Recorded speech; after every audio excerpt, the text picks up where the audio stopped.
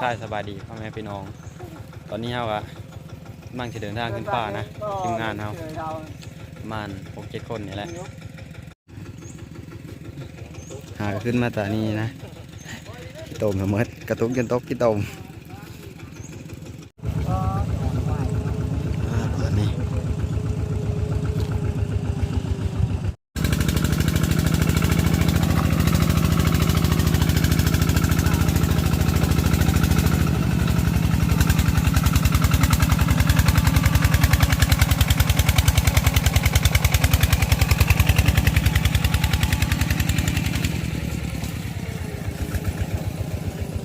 เป็นเอตาบนะทุกคนหาก็นี่นะ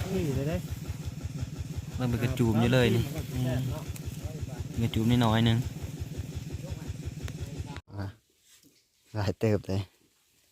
กำลังเป็นกระจูมนะเงาได้วานนี้นะวานแน่ละนี่ก็หลายเติบหอดมันอยู่วันเช้าของเราวันนี้ก็สิมาหอดทุกคนเลยก็ไกลเติบนะทางกระยะนี่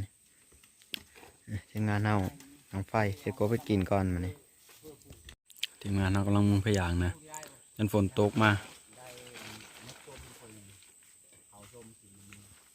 เอาละหมกส้มนะ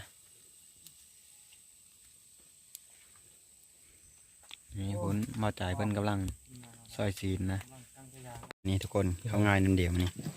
ส้มหมูกับส้มโง่ส้ม ส้มโง่กับชิ้นโง่ตัวนี้มันเข้าง่ายมาทุกคนเข้าง่ายนั่นเดียวหลังจากเขากินข้าวกินน้ำเพิ่นแล้วนะทีมงานเฮาเพิ่นก็ไปหาตัดแรงหายิ่งนกยิ่งหนูนั่นละเอาสิไปหาเสื้อกั๊บนะกับบอมแม็ก2 คนมานี่กั๊บเฮาก็หลายเติมมานี่เกือบ30 ด่างเลยทุกคนเลยถ้าบ้านนี้อาจจะได้ไปหาเสื้อกั๊บเสื้อไปเลยเขานะไปกับบอมแม็ก2 คนมานี่บอมแม็กเขาไงเสื้อกั๊บเอากันป้าบ้านนี้เสื้อหลังต่อไปเลยฝนก็เริ่มจะตกทุกคนเลยเจ้าฝนตกห้ามมีจังมานี่เฮาก็เสียหาเลาะเสื้อกำเฮาให้มันเหลวไวนะมันยันฝนตกห้ามเฮา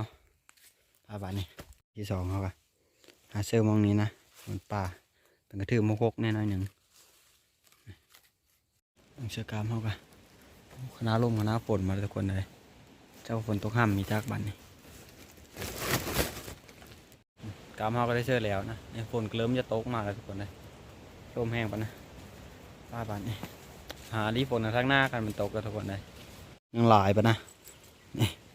ฝนก็เริ่มตกมาแล้วทุกคนเลยฝนไงเริ่มอูกมาฝนก็ตกแห้งคนเลยเป็นได้มาดีแต่ผมกงไม้กงเตาะแถวนี้แหละเดินฝนก็ตกแห้งขนาดทุกคน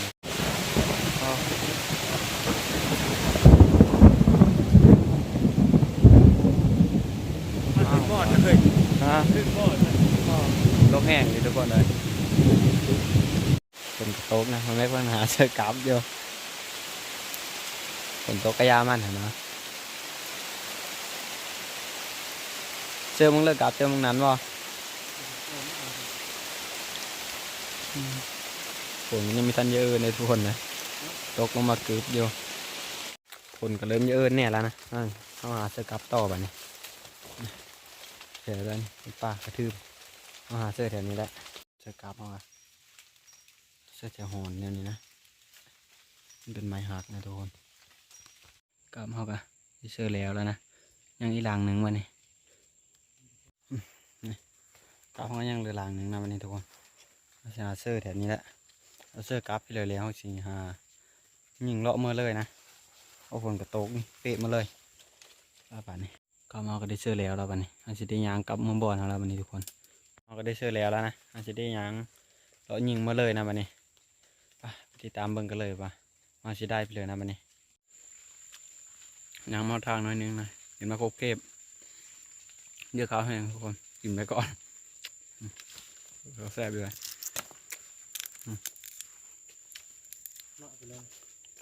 มาโคเก็บกินได้ปะได้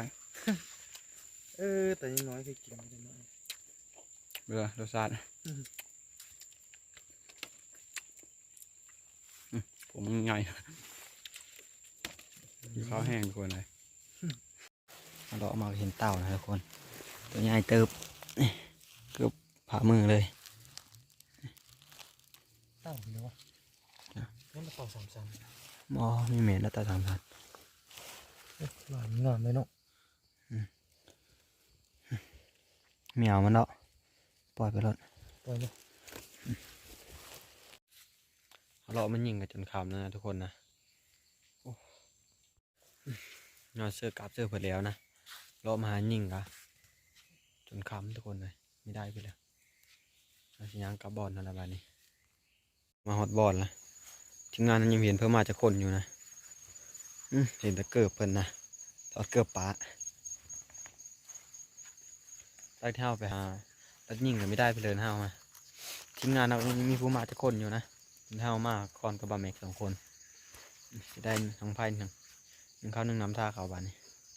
ทีมงานเราก็ได้มาคนหนึ่งนะคนได้นกมาเนี่ยตัวหนึ่งกำลังนึ่งเข้านี่นั่นเลยที่เลิกกับเหาะจ้ะนะป้าหมานได้วันไหน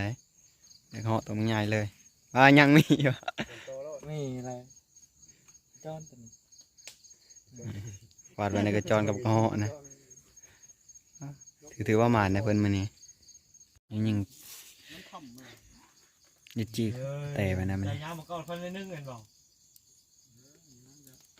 จำพอเทิงแล้วติ อันนี้มาแม็กเพิ่นกำลังรอไอ้ตาบนะเราจะแกงเชนกพร้อมไอ้ตามเขาเก็บมานำทางนะ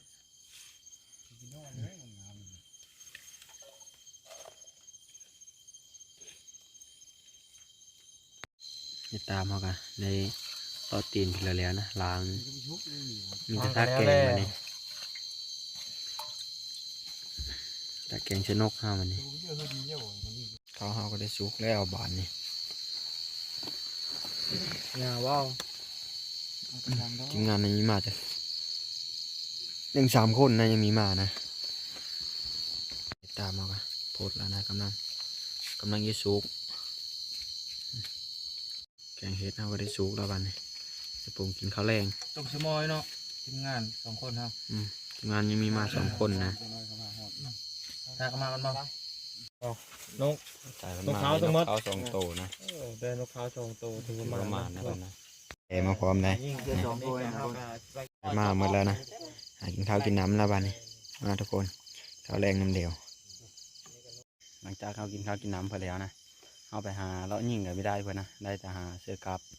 ทีมงานเอาเพิ่นมาแล้วเพิ่นได้นกกับกระจรแน่ก็แกงกับแต่นะก็เสื้อเห็ดตาบคลิปมาไว้ขอจบไว้เพียงเท่านี้ขอบใจที่ติดตามรับชมพบกันใหม่ในคลิปหน้าขอบใจ